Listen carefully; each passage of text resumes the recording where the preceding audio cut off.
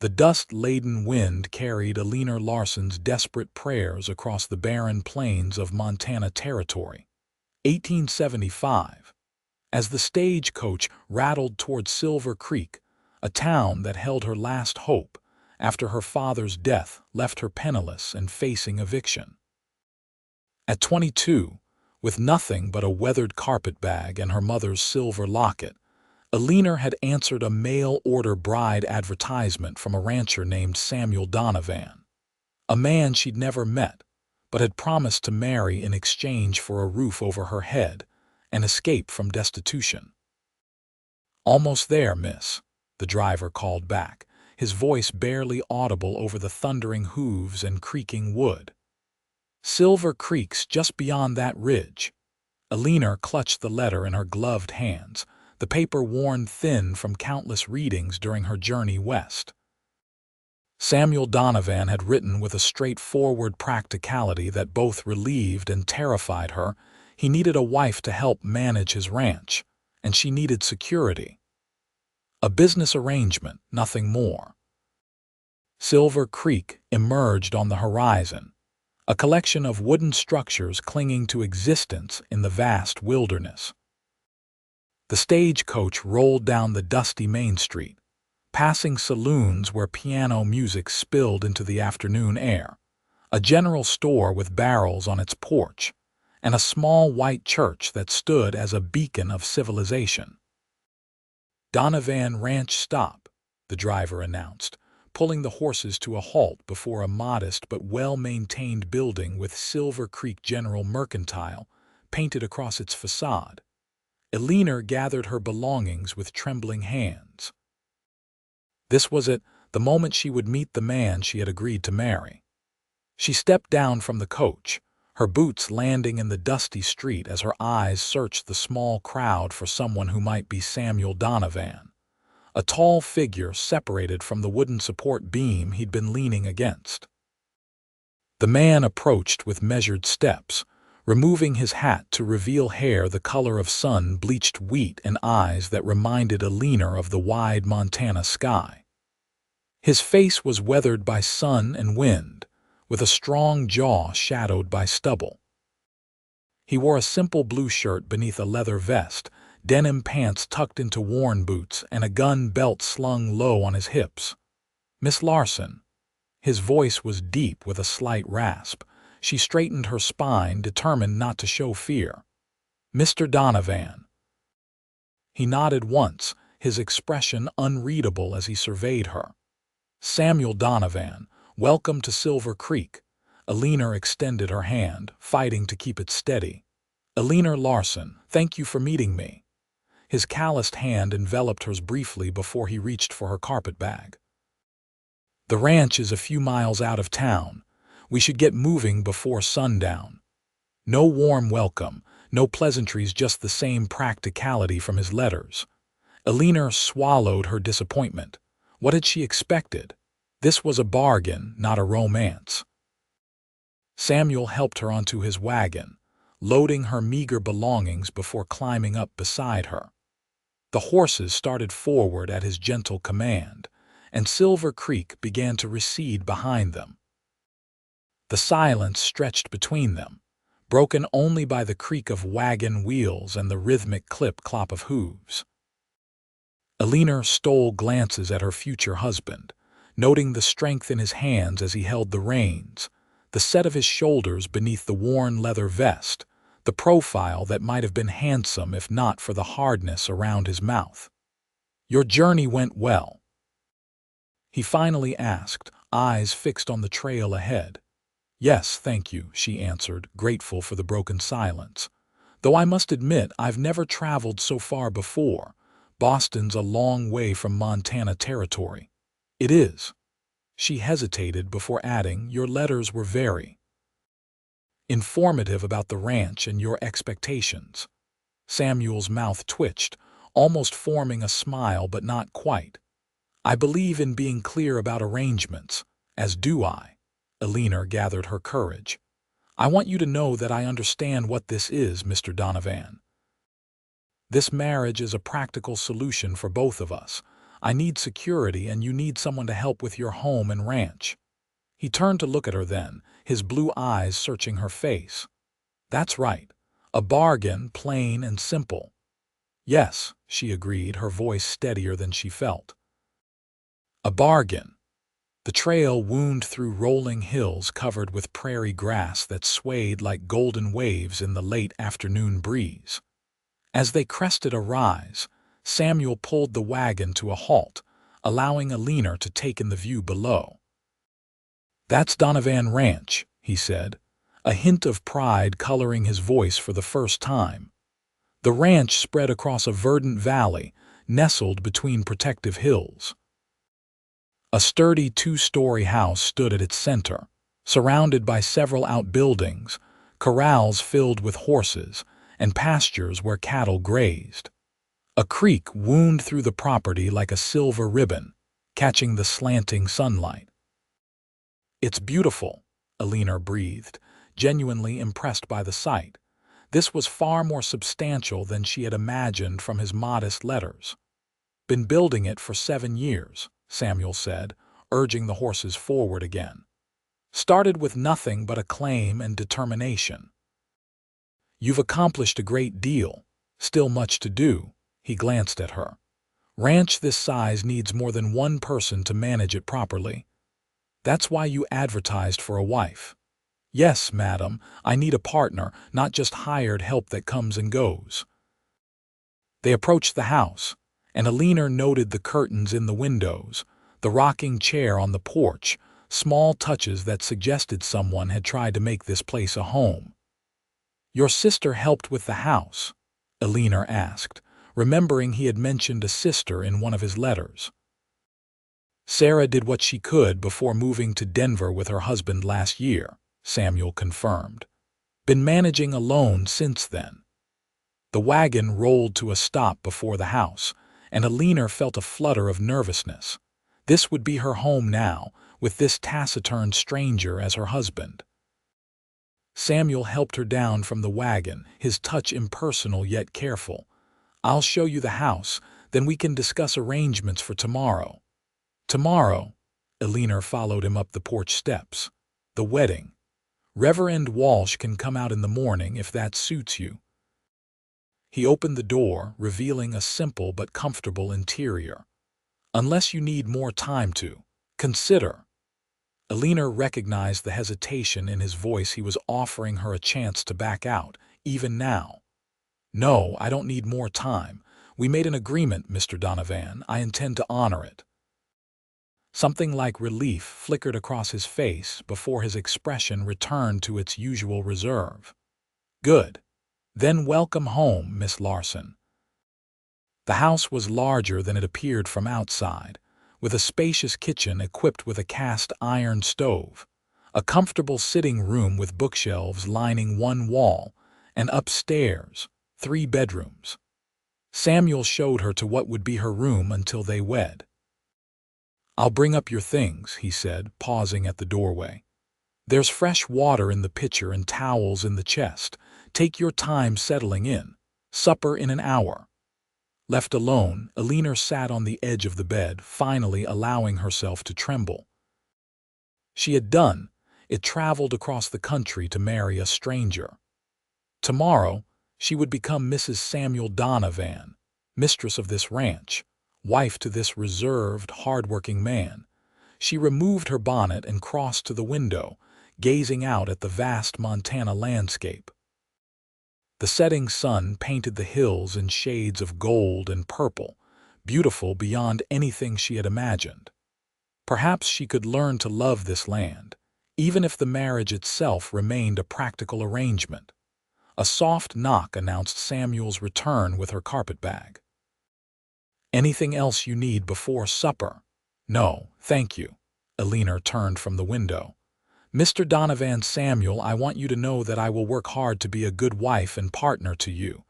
His expression softened slightly. "I believe you will, Miss Larson. And I promise to provide for you and treat you with respect. That's the bargain." "Yes," she said quietly, "the bargain." After he left, Eleanor unpacked her few possessions, changed her travel-worn dress for her second-best blue one, and pinned up her chestnut hair that had come loose during the journey. In her reflection in the small mirror, she searched for the courage she would need for this new life. Supper was a simple affair of beans, bacon, and cornbread prepared by Samuel himself, who apologized for the plain fare. "Haven't had much reason to improve my cooking," he explained, watching as Eleanor took her first bite. "It's perfectly fine," she assured him, surprised to find herself genuinely hungry after the long day of travel. "I'm a reasonably good cook. My mother taught me before she passed. I can take over the kitchen duties tomorrow. Appreciate that." Samuel seemed to struggle with maintaining conversation, but he tried. "You mentioned your father recently passed. I'm sorry for your loss." "Thank you." Eleanor set down her fork. "He was a good man, but not a practical one. When he died, I discovered we were deeply in debt. The house was sold to pay the creditors, and I had nowhere to go." Samuel nodded, understanding in his eyes. "My father was similar, big dreams but poor planning. Left my mother, sister, and me with nothing when he died. Had to make my own way since I was 16. This small shared confidence felt significant, like a tiny bridge forming between them. "Is that when you came west?" "Worked my way across the country for 3 years first. Cowhand, railroad worker, whatever paid. Saved every penny to buy this land when I was 19. Pride tinged his voice again. "Built everything you see with these hands." Eleanor studied him with new appreciation. "You've created something remarkable here, Samuel." A hint of color touched his tanned cheeks. "It's a start. Need to expand the herd, improve the bloodlines. With a good partner, this ranch could be the finest in the territory." "A business partner," Eleanor clarified, reminding them both of the nature of their arrangement. Samuel held her gaze steadily. "For now, yes, but partnerships can grow into more given time." The implication hung in the air between them, neither acknowledging it directly. After supper, Samuel showed Eleanor more of the house, explaining the daily rhythms of ranch life when he rose before dawn. When the ranch hands arrived, they didn't live on the property but came from town daily. What would be expected of her? Managing the household, the garden, helping with accounts, occasionally assisting with livestock. Standing on the porch as twilight deepened into night, Eleanor wrapped her shawl tighter around her shoulders. "It's so quiet here." Samuel leaned against the porch rail beside her. "Too quiet for you?" "No," she said thoughtfully. "In Boston, there was always noise, carriages, people, the bustle of the city. This silence has weight to it, substance. Most folks find it lonely. Do you find it lonely?" She dared to look directly at him. For a long moment, Samuel didn't answer. Then, softly, "Yes. That's part of why I wrote that advertisement." His honesty touched something in Eleanor. "I understand loneliness, Samuel. I've felt it even in crowded rooms." The night air seemed to vibrate with unspoken possibilities between them. Finally, Samuel straightened. "Morning comes early. Best get some rest before the Reverend arrives tomorrow." "Yes, of course." Eleanor hesitated before adding, "Thank you for being honest with me, Samuel, about why you wanted a wife. Figure we should start as we mean to go on, with truth between us." He tipped his hat slightly. "Good night, Eleanor." "Good night, Samuel." As Eleanor prepared for bed in her temporary room, she found herself contemplating the man who would be her husband tomorrow. There was decency in Samuel Donovan, and honesty valuable traits in any partnership. Perhaps, in time, there might be more. Morning arrived with golden light streaming through the curtains and the distant sounds of ranch life already in motion. Eleanor dressed in her best gown, a modest ivory dress with lace at the collar and cuffs, saved specifically for this occasion. She arranged her hair carefully, securing it with her mother's pearl combs, and fastened the silver locket around her neck. A knock at the door announced Samuel's presence. When Eleanor opened it, she found him transformed from the dusty rancher of yesterday. He wore a clean black suit, his hair neatly combed, his face freshly shaved. For a moment they simply stared at each other, recognizing this pivotal moment in both their lives.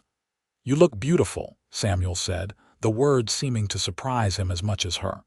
"Thank you." Eleanor smoothed her skirt nervously. "You look very handsome as well. Reverend Walsh is downstairs, and Mrs. Walsh came as witness." Samuel hesitated. "Are you certain about this, Eleanor?" "There's still time to, I'm certain," she interrupted gently. "Are you having doubts, Samuel?" He shook his head. "No doubts, just want to be sure you're entering this bargain willingly." Eleanor took a deep breath and offered her hand. "I am. Shall we?" The ceremony was brief and simple, conducted in the sitting room before the fireplace. Reverend Walsh, a kind-faced older man, spoke of commitment and partnership, carefully avoiding romantic sentiments that would have felt forced. Mrs. Walsh, plump and motherly, beamed at them throughout, clearly approving of this union despite its practical nature. When the moment came to exchange vows, Eleanor's voice remained steady as she promised to honor and respect Samuel Donovan as her husband. His deep voice resonated through the room as he made the same promises to her. The simple gold band he placed on her finger had belonged to his mother, he later told her. "I now pronounce you man and wife," Reverend Walsh declared. "Mr. Donovan, you may kiss your bride." A moment of awkwardness hung between them. Samuel leaned forward and placed a chaste, brief kiss on Eleanor's lips, their first physical contact beyond handshakes and assistance into wagons. It lasted only a second, but Eleanor felt a surprising warmth spread through her at the touch, after the Walshes departed, leaving behind a cake Mrs. Walsh had baked for the occasion. Eleanor and Samuel stood in their sitting room, newly married yet still strangers in many ways. "Well, Mrs. Donovan," Samuel said, testing the name, "welcome to your home." "Thank you, Mr. Donovan." Eleanor smiled slightly. "Though I suppose we should use our given names now. Samuel and Eleanor," he nodded. "Would you like to see the rest of the ranch, properly this time? Meet the hands, see the livestock?" "I would like that very much." The day passed in a whirlwind of introductions and explorations. Eleanor met the three ranch hands: Miguel, a skilled horseman from New Mexico; Thomas, a former soldier with a quiet demeanor; and Joe, a young man eager to prove himself. All three touched their hats respectfully to Mrs. Donovan, though she could see curiosity in their eyes about this city woman their boss had married.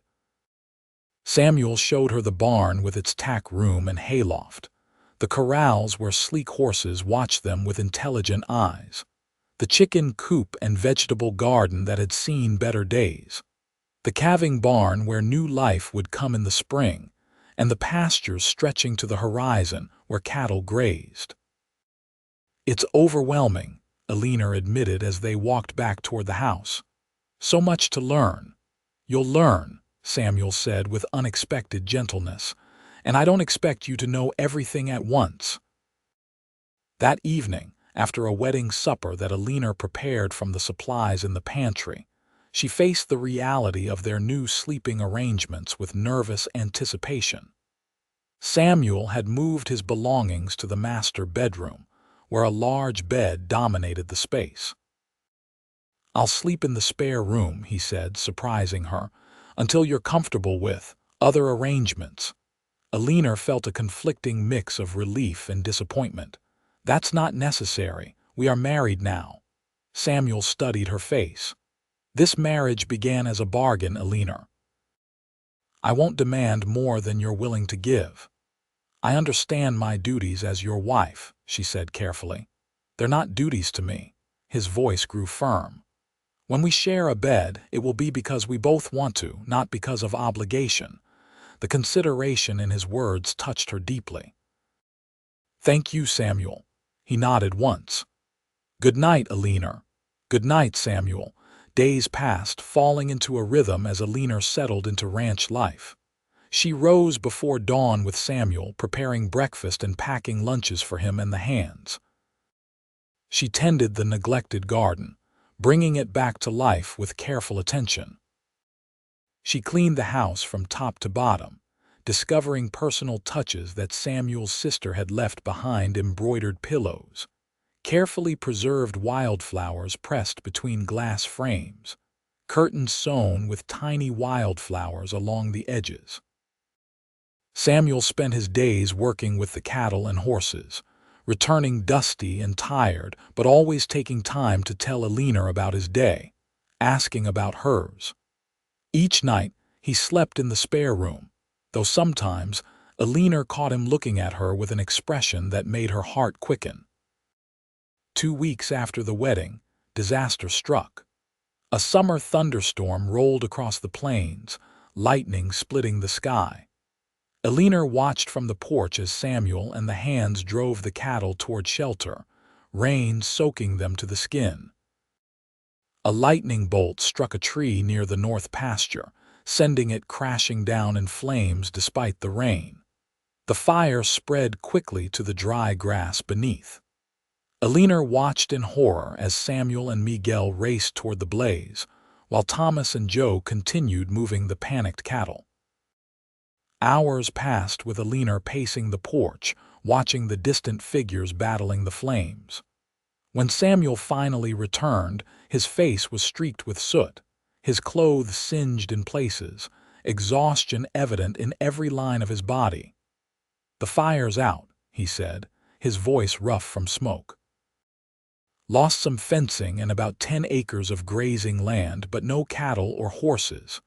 Eleanor rushed to him, concern overriding hesitation. "You're hurt." Samuel looked down at his hands, seeming surprised by the blisters forming across his palms. "Not badly."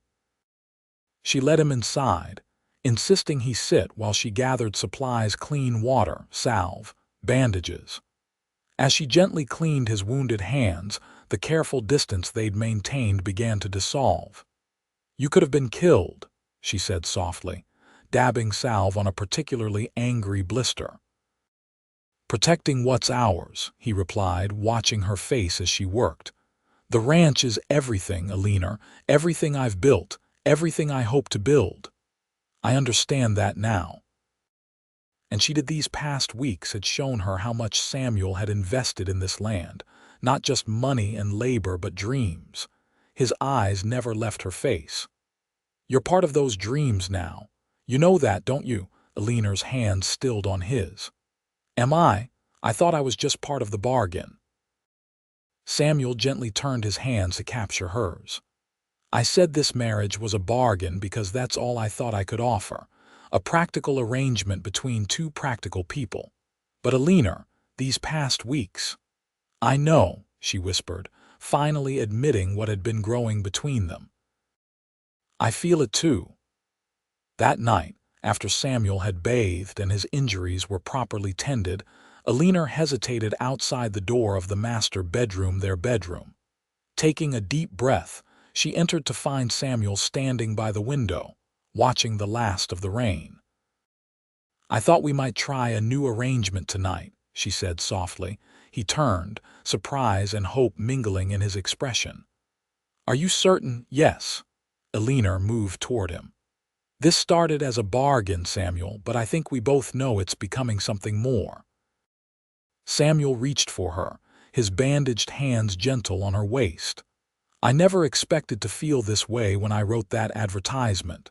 Nor did I when I answered it." She placed her hands carefully on his chest, feeling his heartbeat beneath her palm. "But I'm glad I did."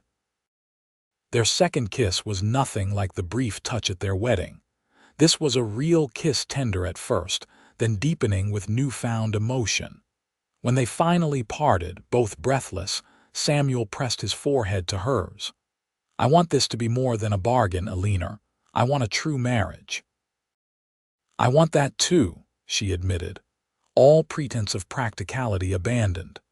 Summer faded into autumn, bringing with it cattle drives, harvest from Eleanor's flourishing garden, and the deepening of their relationship. Samuel began teaching Eleanor to ride, delighting in her quick learning and determination. She surprised him with her aptitude for the ranch accounts, organizing his haphazard records into a proper ledger that revealed the operation was more profitable than he'd realized. At night, they shared not just a bed but confidences, stories of their childhoods, their hopes, their fears. Eleanor spoke of her father's gambling debts that had left her destitute, of her mother's early death from consumption, of her dreams of having a family of her own someday. Samuel revealed the hardships of his youth, the promise he'd made to his dying mother to create something lasting, the loneliness that had plagued him until Eleanor's arrival. "I never thought I'd find someone who understands me," Samuel confessed one night as they lay together, her head on his shoulder. "Someone who sees the land the way I do." "I never understood until I came here," Eleanor replied. "In Boston, land was just something to build on. Here it's alive. It breathes." He stroked her hair, now loosened from its pins.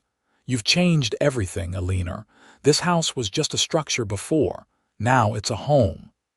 Winter arrived with biting winds and snow that transformed the landscape into a glittering expanse of white. The work changed, but never lessened. Livestock needed extra care in the cold. The house required constant feeding of firewood to keep warm. Supplies had to be carefully managed until spring. Christmas approached, bringing with it memories of holidays past. Eleanor decorated the house with pine boughs and red ribbons, determined to create new traditions in their home. Samuel surprised her with a trip to town, where he purchased fabric for new curtains, books she had mentioned wanting to read, and a silver hairbrush she had admired in the mercantile window but considered too extravagant. "You shouldn't have," she protested when he presented the gifts on Christmas morning. "I wanted to." Samuel's smile had become a common sight now, transforming his once stern face. "You deserve beautiful things, Eleanor. I have everything I need right here." She touched his face tenderly. "This ranch, this life with you, it's more than I ever hoped for when I answered your advertisement." Samuel captured her hand, pressing a kiss to her palm. "Remember what you said that first day? This marriage is a bargain." "I was wrong," Eleanor admitted. "It's become so much more." "Do you know what I thought when you said that?" His blue eyes held hers, serious yet warm. "I thought, then let's spend our lives on it, making this bargain into something real, something lasting." Tears pricked Eleanor's eyes. "And we have, haven't we?" "We've only just begun," Samuel promised, drawing her close. "This is the first of many Christmases together, Eleanor. The first of many years building this ranch, this life." Spring arrived with new calves, foals in the pastures, and the news that Eleanor was expecting their first child. Samuel's joy knew no bounds. He swept her off her feet when she told him, spinning her around the kitchen before setting her down gently, suddenly concerned for her condition. "A baby," he marveled, his hand resting on her still flat stomach. "Our baby. Are you pleased?" Eleanor asked, though his reaction had already answered her question. "Please doesn't begin to describe it." His voice grew thick with emotion.